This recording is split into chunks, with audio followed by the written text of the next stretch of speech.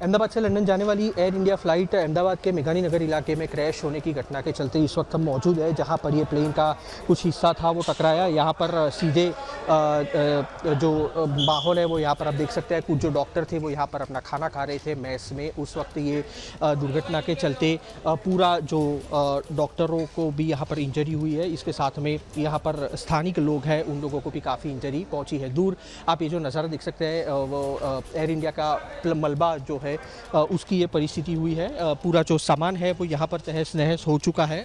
अहमदाबाद से लंदन जाने वाली एयर इंडिया की फ़्लाइट जिस जगह पे क्रैश हुई है उस वक्त हम मौजूद है और यहाँ पर प्लेन का मलबा जो है वो अभी भी फंसा हुआ है। हालांकि अलग अलग एजेंसियों की ओर से वो चेक किया जा रहा है कि यहाँ पर अभी भी कुछ डेड बॉडीज़ है वो मिली है कि नहीं, क्योंकि यहाँ पर बताया जा रहा है कि 7 जितने डॉक्टर्स हैं वो जब ऊपर मेस में खाना खा रहे थे। प्रशासन की ओर से चेक किया जा रहा है कि आखिरकार अंदर कोई और भी फंसा है या नहीं। पूरा जो दीवार का मलबा है ग्राउंड फ्लोर से फर्स्ट फ्लोर का वो पूरा टूट चुका है और इसी के चलते अंदर भी काफ़ी इंजरी होने के समाचार है वो हाल सामने आ रहे हैं।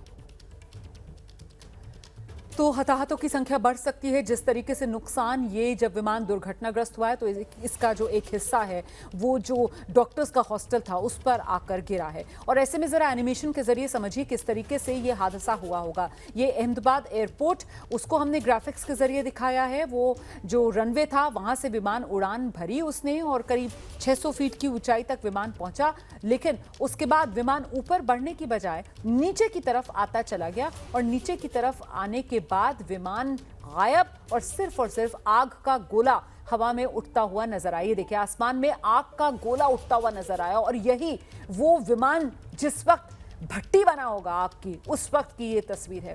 इसी वक्त जब ये आग का गुबार उठ रहा है तभी जो तापमान रहा होगा वो 2000 से 2500 डिग्री सेंटीग्रेड। इसी वक्त ये विमान का तापमान पहुंचा होगा 2000 से 2500 डिग्री सेंटीग्रेड, जिस वक्त ये आग का पूरा गोला आसमान में उठता हुआ नजर आ रहा है। कैप्टन गिरीश जी हाँ बिल्कुल, ये उसी वक्त जैसे आग फैलती है और उसमें जो उसकी चपेट में आएगा वो भी झुलसेगा।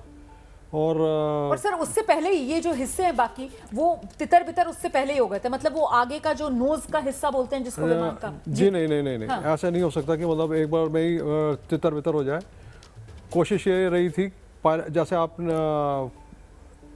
उसकी जो फुटेज देख रहे हैं कि पायलट ने पूरी कोशिश करी है कि जहाज जो है स्मूथ लैंडिंग के लिए, उसका लैंडिंग गियर भी अभी तक नीचे डाउन है। लैंडिंग गियर भी उसने अप नहीं किया कि वो कहीं वो फ्लाइट आगे कहीं और लेके जाए। वो लैंडिंग गियर अप नहीं कर पाया है और लैंडिंग गियर डाउन है और वो पूरी कोशिश है कि अब कहीं कोई खुला मैदान मिल जाए जिसके अंदर मैं उसको उतार सकूं।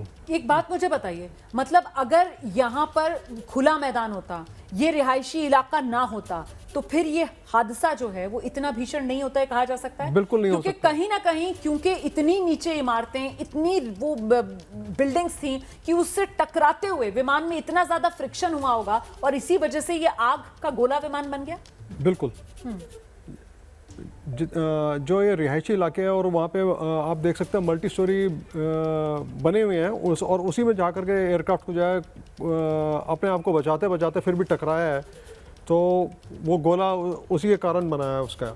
और दिल्ली से लंदन की जो फ़्लाइट है कम से कम 9 घंटे की फ़्लाइट है जिसके लिए आप पूरा फ्यूल लेकर के चल रहे हैं इस और टेक ऑफ से पहले। तो ये तो अहमदाबाद से इन्होंने उड़ान भरी है ना? हाँ सॉरी, अहमदाबाद से लंदन की फ़्लाइट है और उसमें पूरा फ्यूल लेकर के चल रहा है जहाज।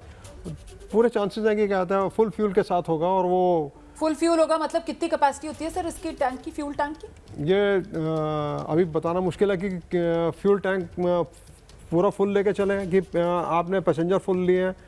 एयरक्राफ्ट के अंदर जो है कुछ चीज़ें ऐसी होती हैं कि आपको कई बार वेदर के हिसाब से जो है पूरा फ्यूल लेना है, आप पैसेंजर नहीं ले सकते या आप कार्गो नहीं लेके जा सकते या आप जो है बैगेज नहीं लेके जाते।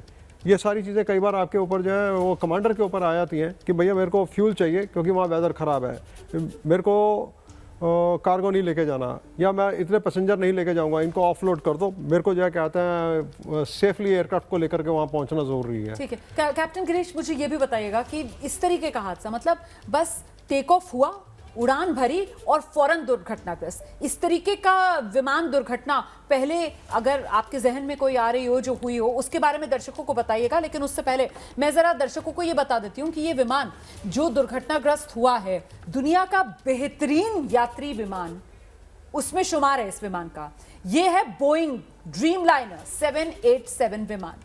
इसकी खासियत मैं बता रही हूं आपको, इसकी लंबाई जो है वो 56 मीटर होती है और इसकी जो ऊंचाई है वो 17 मीटर होती है। इसकी जो विंग की चौड़ाई है वो करीब 60 मीटर की होती है। 2 इंजन होते हैं इसमें और फ्यूल की कैपेसिटी जो इसमें होती है वो 1,26,000 लीटर होती है। 1,26,000 लीटर फ्यूल टैंक की कैपेसिटी होती है।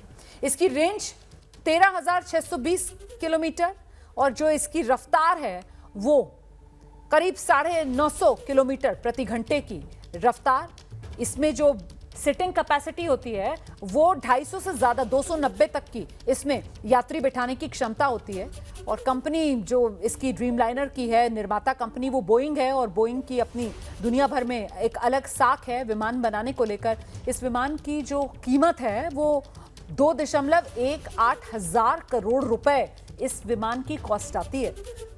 और जिस तरीके की जानकारी मिल रही है कि ये बोइंग खास इसलिए भी क्योंकि इसकी जो बॉडी है, इसकी बॉडी का 80% हिस्सा जो है वो कंपोजिट से बना होता है। मतलब आम विमान से और बेहतर इसलिए क्योंकि आम विमान की जो बॉडी होती है वो एल्यूमिनियम से, लेकिन यहाँ इसकी जो बॉडी है उसमें कंपोजिट का इस्तेमाल किया गया जिससे ये विमान जो है वो और बेहतर हो सके, वजन इसका हल्का हो सके और जो इसमें सफर है वो और बेहतर हो सके। लेकिन देखिए यही विमान जो है वो दुर्घटनाग्रस्त हो गया है। जी, जैसा आपने अभी मेरे से प्रश्न किया था कि एकदम उड़ान भरते साथ ही हादसा हो जाना। हादसा होना जी, मेरे को याद आ रहा है जैसे पिछले साल उड़ान भरते सार ही जो है एक CRJ 200 का क्रैश हुआ है जो नेपाल में हुआ था, जिसके बारे में आपसे मैं अभी बता सकता हूँ कि मतलब, लेकिन वहां वो शायद एक नदी पॉन्ड था। नहीं, वो भी एयरक्राफ्ट जो है टेक ऑफ के साथ वहाँ पे डिसबैलेंस हुआ है और वो एक साइड सारे क्रैश हुए और जो टेक ऑफ काठमांडू एयरपोर्ट पे हुआ था, त्रिभुवन इंटरनेशनल एयरपोर्ट पे, जो CRJ 200 जो टेक ऑफ के साथ ही क्रैश किया है, उसमें अभी जो रिपोर्ट्स हमारे मेरे को मिली हैं उसमें यही पता चला कि सिर्फ कमांडर बचा और बाकी सारे मर गए।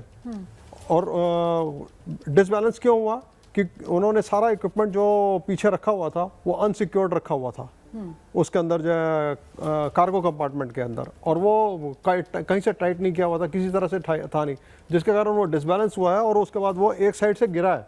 और जब वो एक साइड गिरा है उसके कारण उसके जो सिर्फ कमांडर बचा है, बाकी सारे उसके अंदर जो है लोग मारे गए हैं उसी में।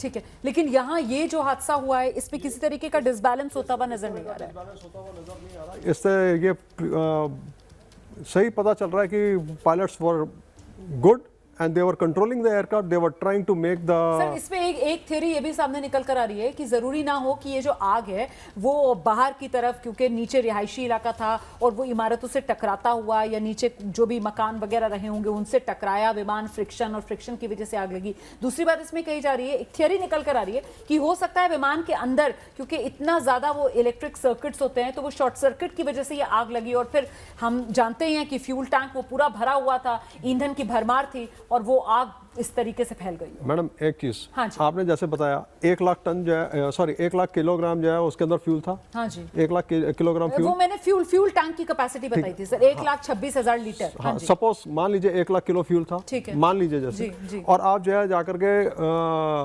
किसी कैंटीन से टकरा रहे हैं जहाँ पे खाना बन रहा हो, अंदर गैस जल रही है, तो क्या वो फ्यूल उससे मिलकर जलेगा नहीं, वो एकदम से फटेगा नहीं क्या? वो भी तो फटने का चांस बनाता है ना। जहां आपकी गैस जल रही है और उसके साथ आप 1 लाख किलो फ्यूल एक साथ फेंक रहे हो ऊपर उसके।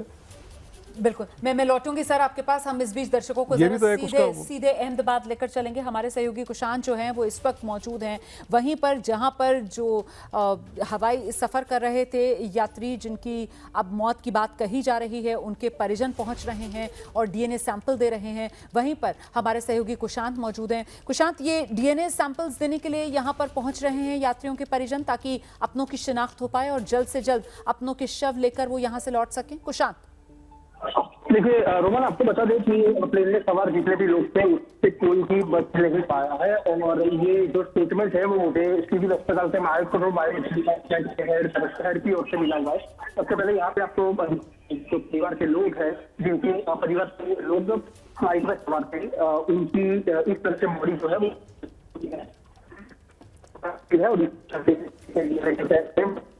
कुशांत, मुझे बात नहीं समझ में आ रही है आपकी, बहुत डिस्टर्बेंस हो रहा है, दोबारा से आपसे कनेक्ट करने की कोशिश करते हैं। देखिए, अभी जो जानकारी मिल रही है उसके मुताबिक वो डीएनए जो सैंपल है उसका सिलसिला शुरू हो गया है। वहां पर अस्पताल प्रशासन की तरफ से जो परिजन हैं उनके डीएनएज इकट्ठा किए जा रहे हैं ताकि शवों के साथ उनका मिलान हो सके और उसके बाद जो शव हैं वो परिजनों को सौंप दिए जाएं।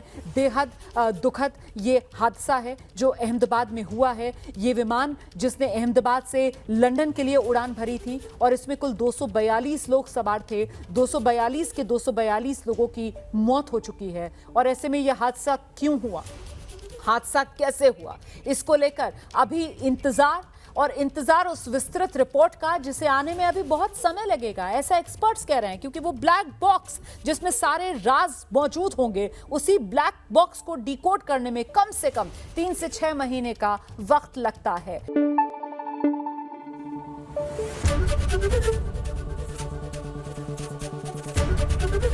एबीपी न्यूज आपको रखे आगे।